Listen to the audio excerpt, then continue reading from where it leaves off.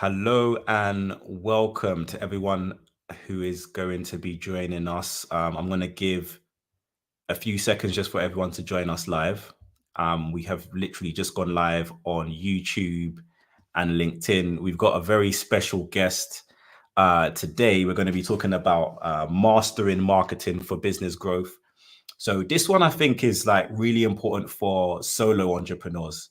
Those of you who kind of like you have an idea, you have a business, and you want to know how to use marketing to really grow your business, to grow your sales. Um, we will be taking questions as well. So if you have any questions about your specific business or about marketing in general, please do kind of leave your comments and I'll get round to answering them along with my guests. So without any further ado, we're not going to be before you too long. We're going to give the gems that we need to give and then try and wrap it up today. And I'm with actually a really good friend of mine, Peter. We actually went to school together, and not only school, but we went to the same college as well. So it was great connecting again with Peter, and then to know that we're in the same industry, and hearing his story as well about how life has changed for him career wise from humble beginnings, starting on eBay, very similar to my start online as well. I started in the e-commerce game, selling on eBay, selling on Amazon, researching products and doing all of that stuff. And if for those of you who followed like my journey on YouTube, hopefully you know kind of about my background starting in the e-commerce game, and that was kind of like the start of my YouTube channel. But Peter, thank you so much for being on. It's great to connect with you again. And can you tell us a little bit about yourself and what it is that you do? Of course, thanks, Sam. Really good to be here. And yeah, good to catch up after so many years as well, I think, of seeing each other on the peripheries of LinkedIn and social media. But yeah, I mean, look, I'm Peter, as you were saying, Sam. From a young age, selling on eBay, doing what most millennials were doing, I think, jumping on eBay, making that extra cash. I think from there just grew, like a real entrepreneurial spirit. I loved it. I loved selling. I loved marketing. I was really obsessed about it just in my free time.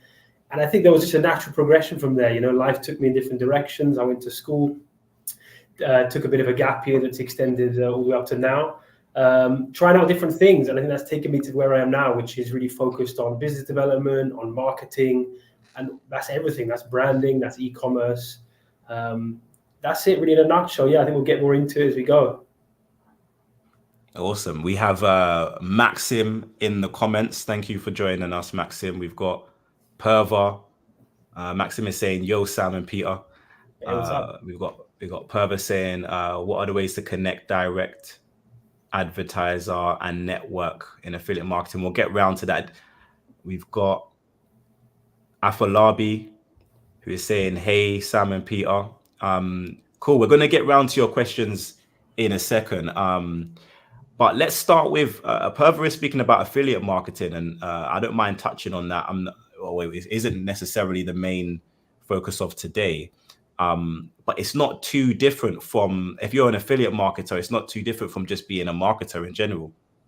And what I see kind of a lot of people who get into affiliate marketing struggling with is they forget that the second word is marketing. Like you have to learn the principles that we're going to be speaking about today in order to market your affiliate products effectively. The best affiliate marketers are actually marketers as well. So this should be able to help you out, Perva. So Peter, tell us a little bit about eBay at the time when you started selling. What was the platform like? Where did you find success? And what were some of the challenges at that time? Yeah, we're going back. I mean, early 2000s, I suppose. eBay was quite free. It was the place to go. It wasn't like now, because now obviously now you've got so many different places to go. You have Vinted, Spot, Gumtree. Back then, I remember it was just eBay. That's where everyone went. That's where my parents were buying their cars because it was cheaper, And I remember just the concept. I loved it because when I was really young, when I was 7 or 8, my little brother set up a little a little stall outside our house, just selling old toys, books, made 10 quid and bought some sweets. And that idea of selling things that we'd used, we didn't want anymore, it just made sense to me. It was sort of ingrained. So when eBay came around, and I think I joined when I was 13, 14 or something. So don't tell PayPal, I think you've got to be 18, right? But I joined my dad's login, and it was just selling bits that I could find. Back then, it was the odd PlayStation game, the Game Boy game. It initially started just as funding my interest in like gaming and music. So I was buying my guitars, I was buying Game Boy games, and I think it planted in me a sort of thought of like this. There's a big potential here. You get enough. Because at a certain point, I began buying and reselling. So you go to a charity shop, pick up something for 4 quid, sell it for 10, clean it up a bit, That's a whole big thing now. I know that a lot of the kids are doing, buying Nikes, scrubbing them up, selling them on. And it makes sense, right? It's just, and so I think it was just a big opportunity that I saw back then. It was very different. I think eBay was the only place really you could go. There wasn't apps, so it was all on the computer. So yeah, I guess it was probably a different model as well, But yeah, fond memories of that, though. I'm sure you remember too.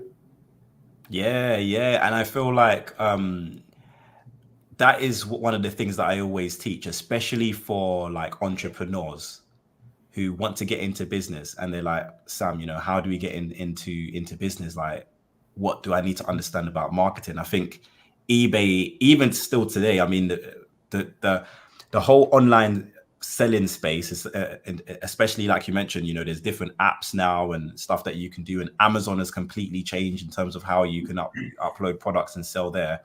But the principles that you learn selling on eBay are kind of things that you're going to need in your own business. So it's kind of like having the training wheels on of your bike when you're selling on those platforms, and you're learning things without having to invest a lot of time or money or anything like that.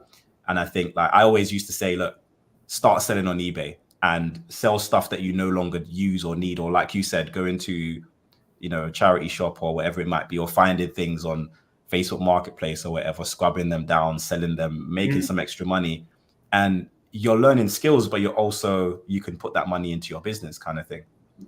How do you know how much? I'm not sure how much eBay stuff you kind of keep on the pulse with now, but how much has things changed for someone who maybe wants to start selling products online from when you started?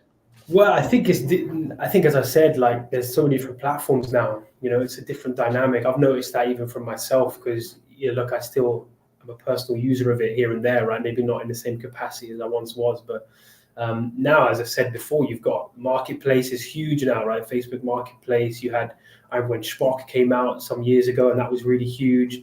Vinted is the place to sell clothes now, so it's much more diversified now. I think now you have to be a bit more understanding of where is the best place to sell certain things.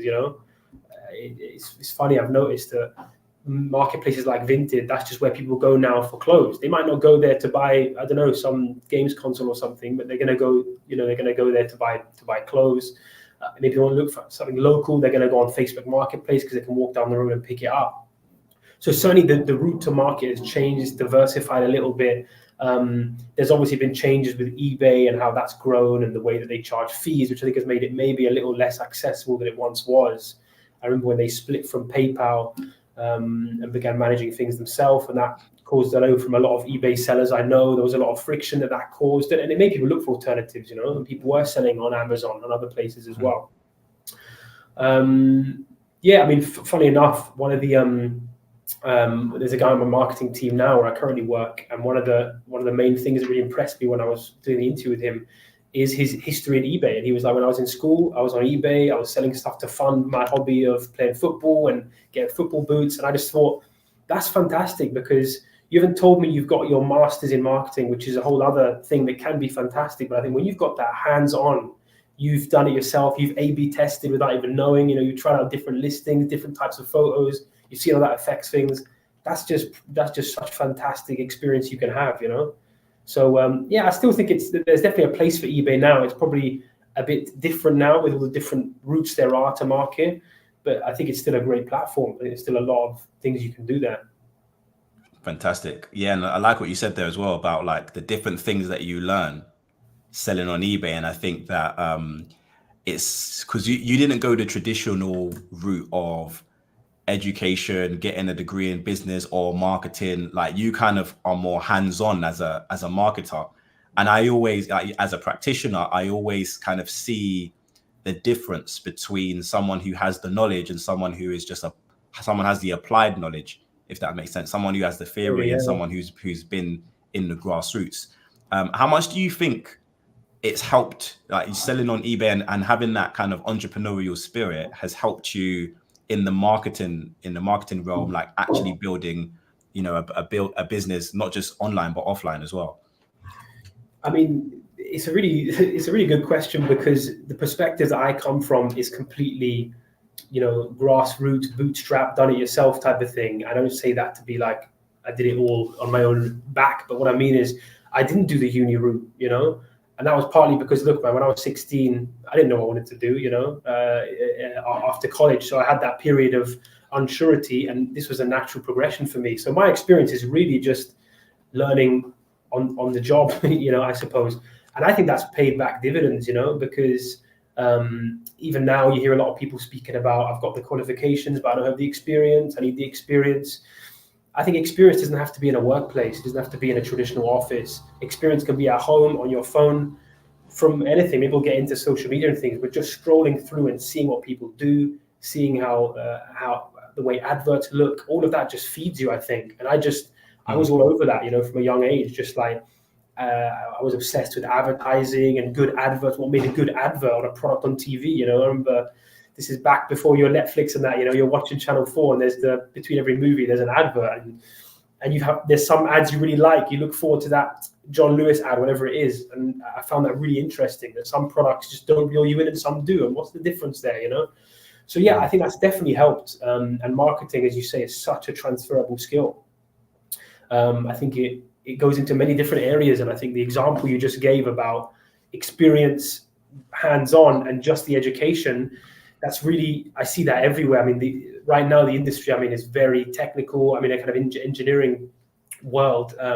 So we work with a lot of tradespeople, a lot of engineers on site, and you find that it's classic here. You'll have the guy who went to uni to study engineering or whatever, but he gets on site in front of the machine. He doesn't know what he's doing, because he lacks that experience just to give you that confidence, So I really think just in many just areas of life, if you can get that hands-on experience, be that from eBay, Facebook Marketplace, whatever, that is going to pay off, in the future, no matter what you do. Awesome. There's so much there, even with the whole, like looking at what makes you want to buy.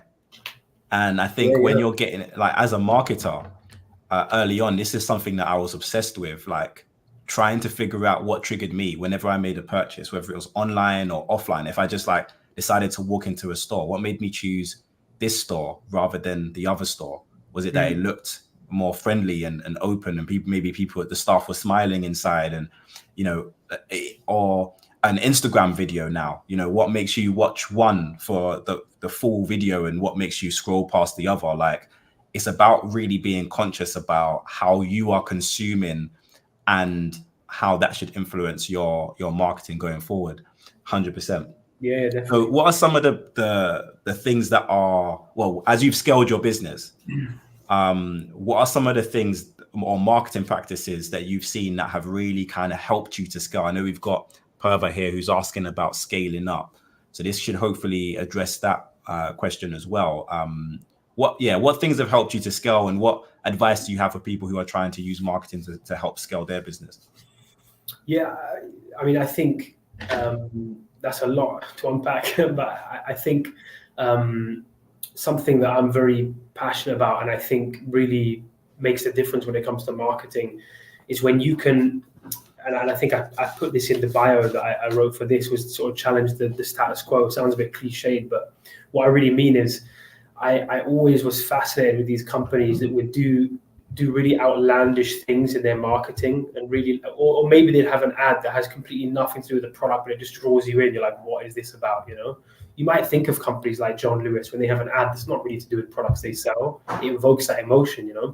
And I think with that in mind, I think marketing initiatives and campaigns that are not just your standard, okay, how do we draw people in? Can we send them a newsletter, give them 10% off? But maybe you could really shock them, I think it's really helpful to be, to find that balance between having posts that are relevant for today, so bringing in relevance of real life things that are going on, and relating it to your product, but not in a really kind of a lame way, right? So every time the Halloween comes around, you're going to have those annoying like ads where there's pumpkins and ghosts, and they say like spooktacular deals or something. And it just makes you go like, it makes you yawn, because you think that's really uncreative, But when you see some ads, there's some companies I watch and they'll have outbound marketing ads where they're like putting fake parking tickets on cars, to piss someone off, So they come and it's all about that pattern interrupt. And this gets into a bit sales because I've got experience of cold calling and stuff. And I think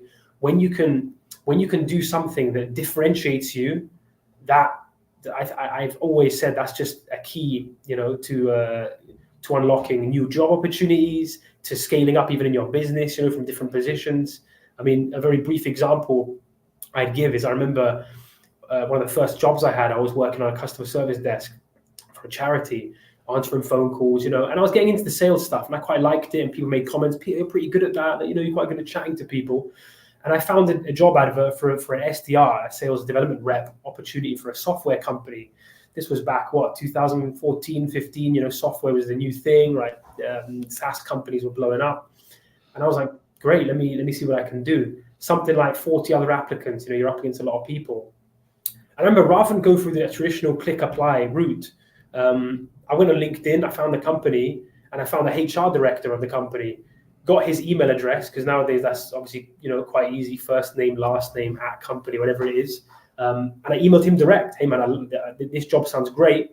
Part of this job is about outreach, well, here's me outreaching to you, And I remember that, like, they loved that. And I remember the MD looking at my profile on LinkedIn after that, and they gave me a call. And I remember just thinking, that wasn't that tough, That wasn't, I'd love to say I'm great and blow my own trumpet, but really, it's not that difficult to do that, but all it takes is that switch in mindset, I think, to unlock those opportunities, So I think it's about, don't go down that path that everyone's taking, but how can you mix up? How can you differentiate yourself from everyone else?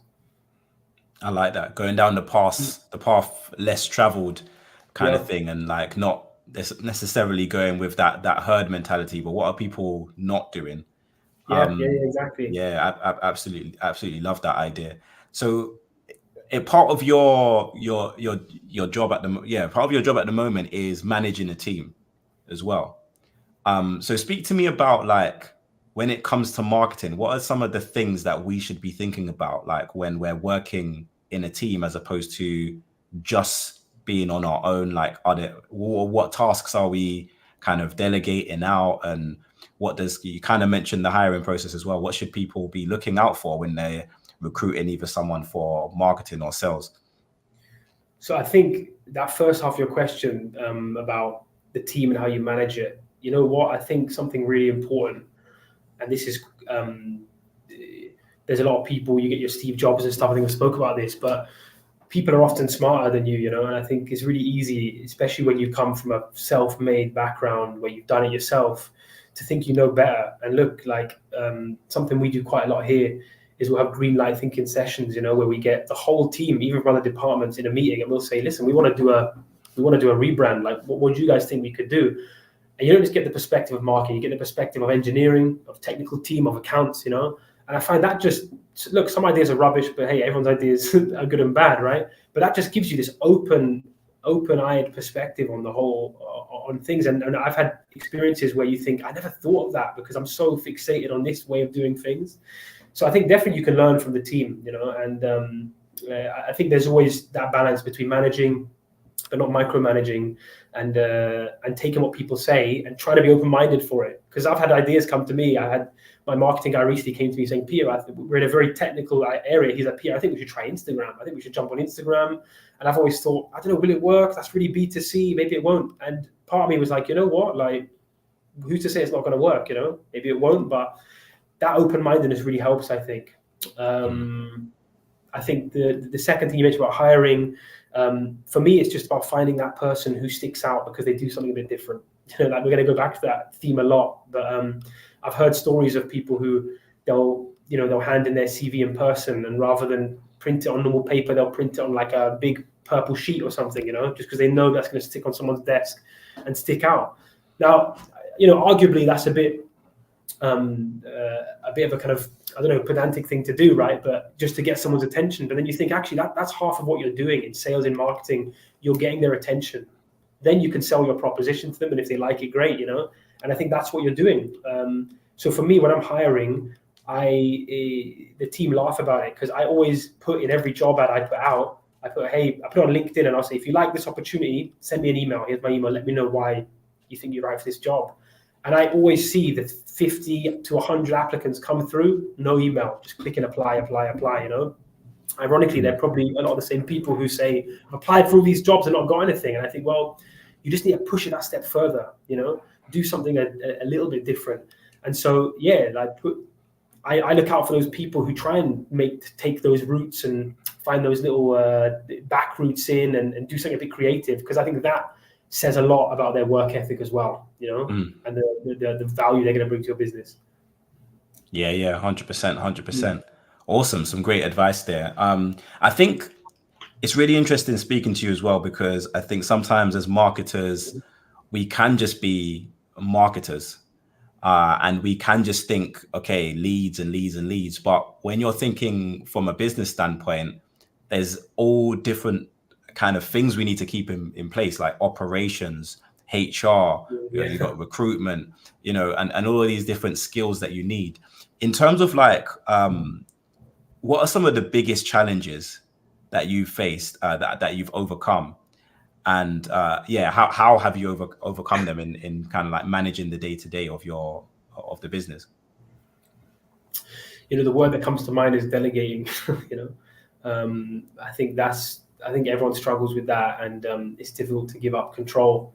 But I've certainly had moments when I've noticed I'd be the bottleneck for something, So I think it's quite nice, and it like tickles our ego when everyone comes to us, because they're like, oh, that's the guy, he knows that stuff, go to him, go to Peter for that, But you realize you can be your own worst enemy, I think, when that's the situation. And we've certainly had that here in the business. I mean, when I started here, we were 3 people, and now we're a team of just over about 23, I think, something like that. So considering that change we've had over the last 9 years, it's gone from a very dynamic, easy to manage, workplace with everyone doing their own thing, to suddenly, the work has multiplied exponentially. So having to give work to other people, stuff that I was so attached to, like a lot of the early things I implemented in the e-commerce site we were running, the marketing campaigns, having to say, I don't have time for that anymore. I need to focus on this other stuff.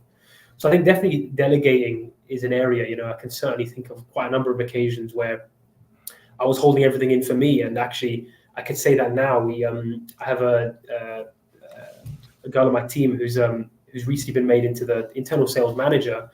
And before she was with us, I was really conscious of this holding back of a lot of the knowledge, and at a certain point, I had to give up because I was stressing everyone out. I was this extreme bottleneck. When I was on holiday, it was a big issue. And I said, look, I can't be on my holiday with my family, right? And answering emails and stuff. There needs to be other people who are empowered in that way. So, and I tell you what, once I gave the reins off a bit and said, listen, do it your way, man, she's maximized that, done better than me. Honestly, like I can say, and I think when you allow people to flourish in that way as well, when you give them the freedom, then they bring out their best self in the workplace, and I've seen that firsthand. And it's fantastic, really, when it goes well, right? 100%. Like, okay, so I have a little bit of a theory, and I want to know, it's not necessarily something that's tried and tested, but I wanted to get your opinions on it. Because obviously in the industries that we're in, we bump into people all of the time who have businesses of different sizes and different amount of staff that they have, and so on and so forth. And whenever one of my friends of mine comes to me and he's kind of complaining about a member of staff, I always, one of the questions that comes to me is, how well have you trained that individual to either take over from you, or or that they need you less? Because I feel like when you've trained someone really well, then, or you've chosen the right person, then you don't have to manage them as much. They will come to you with issues that are kind of like major, but on a day to day, you hear from them less and less. They just kind of are getting the work done and to that standard kind of thing. So how much has like training been a part of management in your team? This is such a recurrent subject we have here because yeah, look, I think training is very important. I've not always done it very well, to be honest, and I think, as I said before, from growing from a tiny business to where we are now, kind of more mid-sized business with a bit more organized teams, we kind of had to learn on the job. I remember the first time I hired someone, I'd never interviewed someone before. You know, you just learn as you do on the job, and I think training it's tough because when you're not a corporate company with training documents and slides and a HR guy who does this and that, you kind of have to fit it in with your already generally busy workflow, right, in a normal work day. So I think it's easy to neglect training or to maybe just do the minimum of training. And I think you're right, that can often lead to frustration with people. I think, I mean, a big relief for me was when we got to a size where I was able to empower other staff members to train. So there is this awkward period between then when you have to be the bottleneck a bit for the training, where it's tough, I think, you know. But I totally agree with what you're saying, though, about the frustration of employees. That I think sometimes, look, you get employees who just aren't the right fit. But I think before you get to that, you have to ask yourself that: have you trained them right? You know, have you have you got to know them? I mean, look, a lot of people speak about workplace being a family and stuff, but obviously there is business involved, so you can't always necessarily have this mentality. Maybe someone doesn't want to be like treated like your brother. I just want to get paid and do my job, and that's great as well. But I think you do sometimes need to know like what's happening. Like if someone's going through something that's, you know, affecting their work, it's very easy to just say like, sorry, you're redundant, you know. And I think when you get past that and know that person, that can then, I think, pay back in the future as well. And we've had that here as well with some people, you know. And I think we've really managed here. The management here, I think, is fantastic. Speaking from experience here in managing people's personal lives, you know, not being intrusive, but understanding that, like, you know, he's got kids, like his kid's sick, you know, we're not going to penalize you for that. If your kid's sick, we'll make up for it. We'll work it out, you know. But yeah, digressing a little, but I think, hey, training, yeah, really important. Finding some kind of process to do that. Yeah, and understanding people and their situations and empathy and all of that, I think, can bring out the best in staff and morale as well. So I've only got a couple of questions left. If anyone else has any questions for either myself or Peter, let me know, because just before we end the stream out. But kind of going back into marketing, what are some of the things you've done that you can share with us that you're most successful, that you're most proud of? Sorry, that were quite successful, and what made those marketing approaches successful? Yeah. So I think often we return to this theme of doing stuff that's a bit different, you know, challenging maybe the normal approach. Something that comes to mind, which will probably need a bit of explanation, but in the field that we're in, where I work now, we're involved in industrial air conditioning, that kind of field. It's quite an old school field, you know. There's still some very outdated mentalities. I think we're trying to work through, which is just the nature of the industry, you know, where we're not in fashion or something. So, but I always like to play with that a bit, rather than just jump into that old mentality, but try and actually bring certain modern, certain B2C maybe ideas, or even just change the direction and the approach you take in the sales process. So I think a really good example is we work with a lot of manufacturers, right? They're building these big machines. And generally, you know, people do, it's kind of 1970s style. You call in, you turn up with your briefcase and your suit, you show them the catalog, try and convince them to buy, and they come back and send you some orders. I think what I was thinking was, right, what do all these people have in common? And one thing we realized was all of the companies we were working with, the majority of them were using a particular software, like a CAD drawing software, for building these machines that they were doing.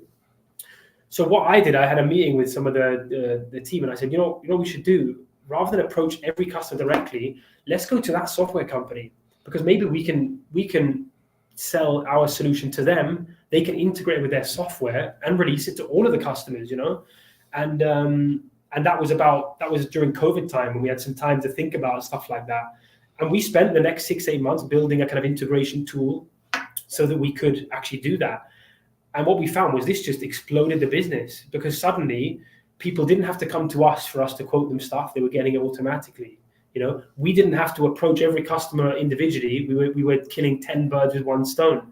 And that's now opened up to us a massive opportunity. Like when you think of abroad and other companies, because the route that we've taken has done it's been an efficient route, like I can't remember who it is who speaks about like better to work smart than work hard. And I'm all into that. And I've got quite a busy life with kids and and all that stuff. So I think when you can do that and you can work in that way and achieve the same results with less work, that's success, So that's one thing that comes to mind. I think that's really, I look back on that, I think that was a really pivotal moment for us when could have gone either way really, but that was a great maybe example, I think, of doing stuff a bit differently and it paying off.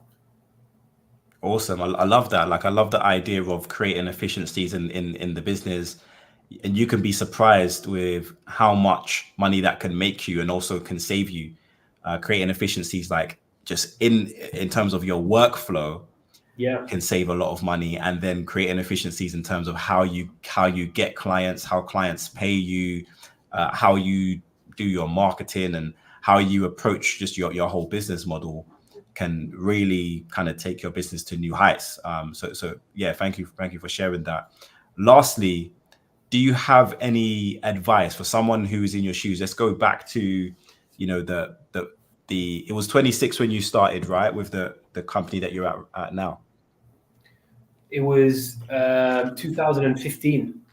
2015.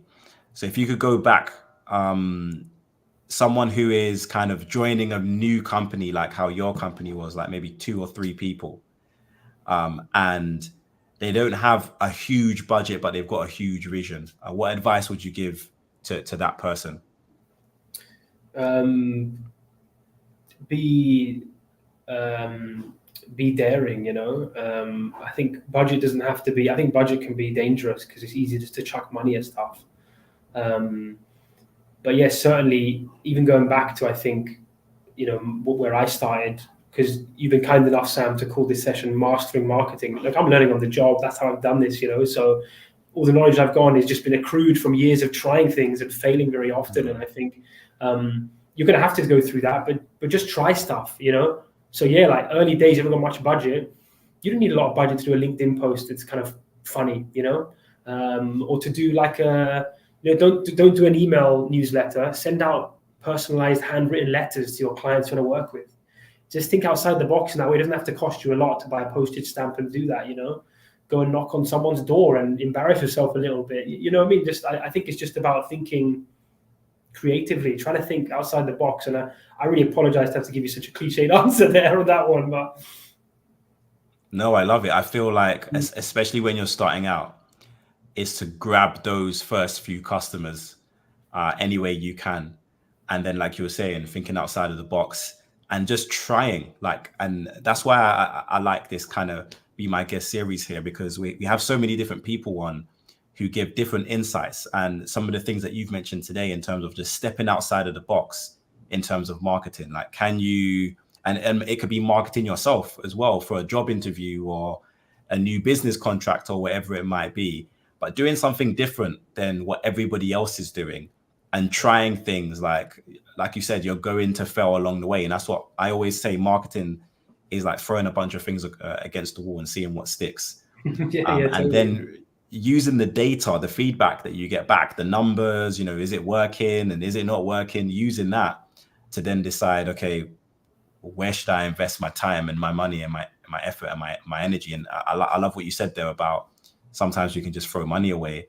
But actually, if you just put a little bit of money into different things, maybe you do some Google ads, or, you do Facebook, or like you were saying, trying Instagram, put some time and some money into it. And then you notice, okay, it's a little bit of momentum here. Like, maybe we could put more rather than just throwing money into something and kind of hoping for the best.